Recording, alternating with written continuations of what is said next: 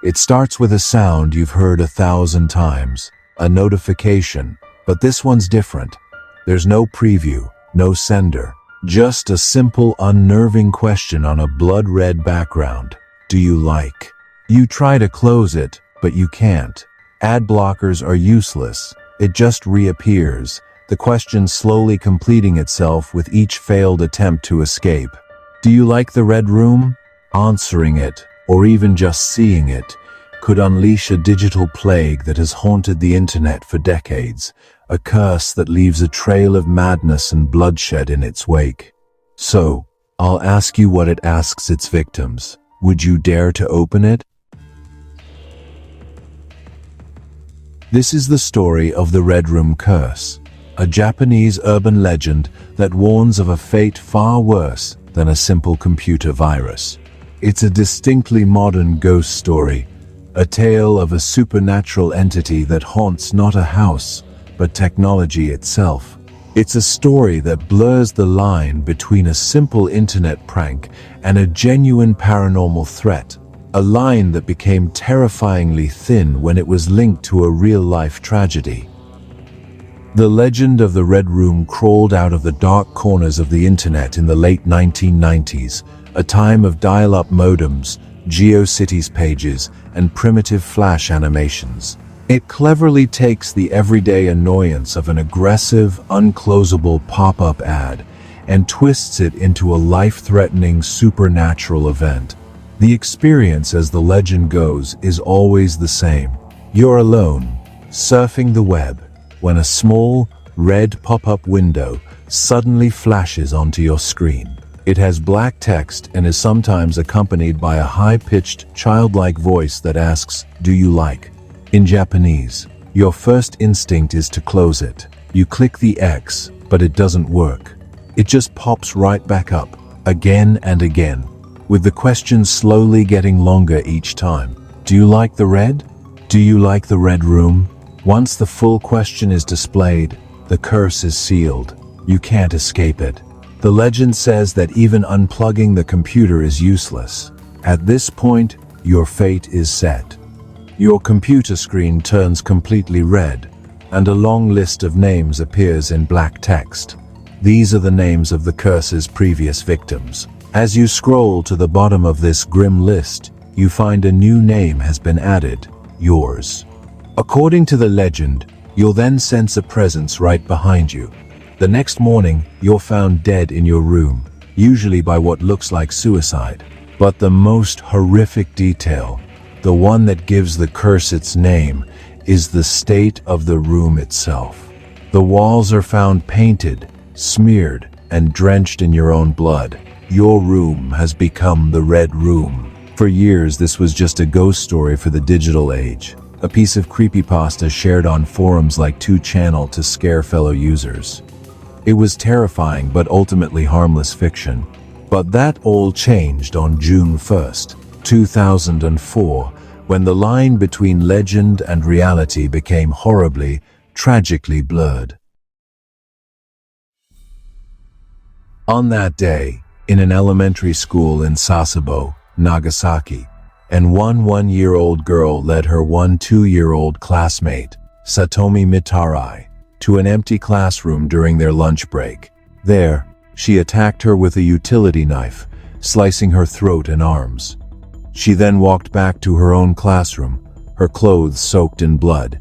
The killer, whose name was protected by Japanese law because of her age, became known online only as Girl A, or more famously, Nevada Tan, after a photo of her wearing a University of Nevada sweatshirt went viral. When police investigated, Girl A claimed she was angry over online messages where Satomi had made fun of her weight. During the investigation of her computer, police made a chilling discovery that would forever link this brutal act to the urban legend. The #1 bookmark on her web browser was the Red Room flash animation. She was reportedly a fan of death-themed animations and other morbid media. This connection, however coincidental, was explosive. The story of the Red Room curse was no longer just a creepy story passed around on internet forums. It was now associated with a real, shocking murder. The internet ran with it, turning Nevada Tan into a bizarre online meme and cementing the Red Room's place in the pantheon of internet horror. The curse, which the legend says drives its victims to suicide, was now tied to a case of homicide. While this doesn't prove the curse is real, it shows a clear and disturbing interest in the morbid legend from someone who would go on to commit a horrific act. The incident sparked a moral panic, with many speculating that the game had somehow affected the girl's brain. The Red Room legend had breached the firewall between fiction and reality, and its infamy was now permanently sealed. In the years since the Sasebo slashing, the core idea of a cursed digital notification has mutated, adapting from desktop pop-ups to the ever-present screens in our pockets. The fear is no longer just about what you might click on a website, but what your phone might push to you. The fundamental terror remains the same, a digital intrusion that feels like an inescapable omen of death. One of the most prominent modern examples is the Randonautica app. This app uses a random number generator to give users coordinates to explore, based on an intention they set. While many experiences are harmless, a sinister pattern of terrifying discoveries has emerged, chronicled across countless TikToks and YouTube videos. Users have reported setting intentions like death or scary, and being led to some truly unsettling scenes. One of the most infamous cases involved a group of Seattle teenagers who, led by the app to a shoreline, discovered a suitcase containing human remains. The victims were later identified as two people who had been murdered by their landlord. Other users have been led to scenes straight out of a horror film. A lone clown standing silently in a forest, a circle of burning candles around a pentagram in an abandoned church, or a collection of fully made beds dumped in a clearing in the woods. The app, designed for random adventure, has become a kind of modern conduit for the macabre, a digital Ouija board that sometimes leads its users to real-world horror. This evolution isn't limited to just one app. The cursed app has become its own genre of urban legend. There are stories of ghost hunting apps that allegedly invite demonic voices into your home.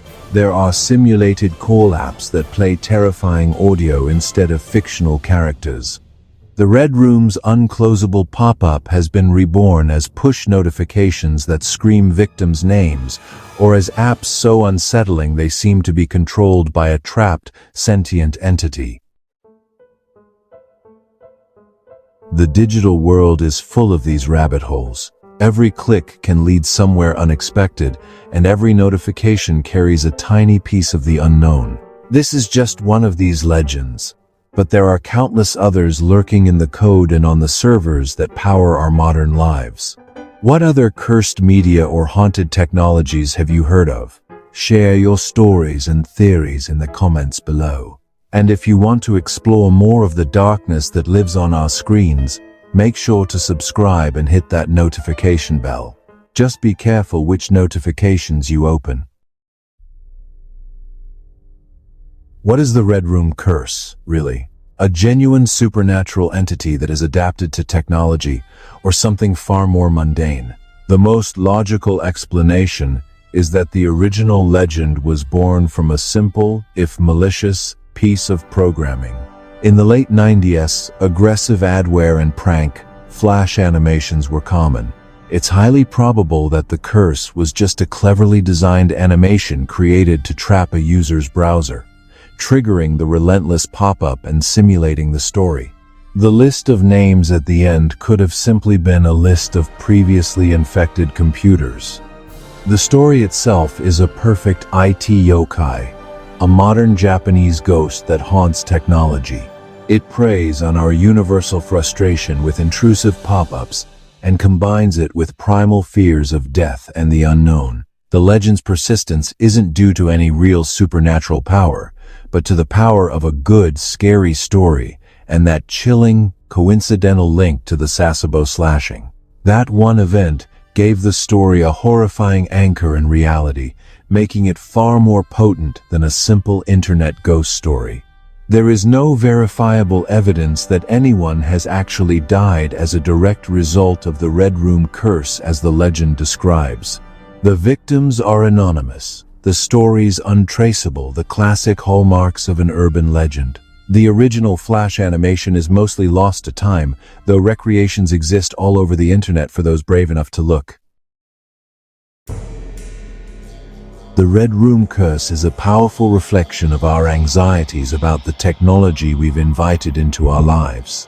It represents the fear of losing control, of an unseen force on the other side of the screen reaching out to affect our physical world.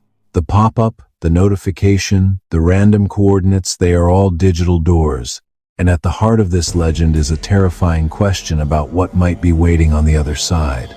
It might just be a prank, a clever bit of code, or a story that got out of hand. But the legend persists because of that sliver of doubt. It taps into the fear that by simply looking for it, you might just find it. The curse says that searching for the Red Room is one way to summon the pop-up. So, by watching this, by learning its name and its story, you've already taken the first step. The next time you get a strange notification, one without a sender or a clear purpose, you might feel a brief moment of hesitation. You might see a flash of red, and you'll have to ask yourself the same question that started it all. Would you dare to open it?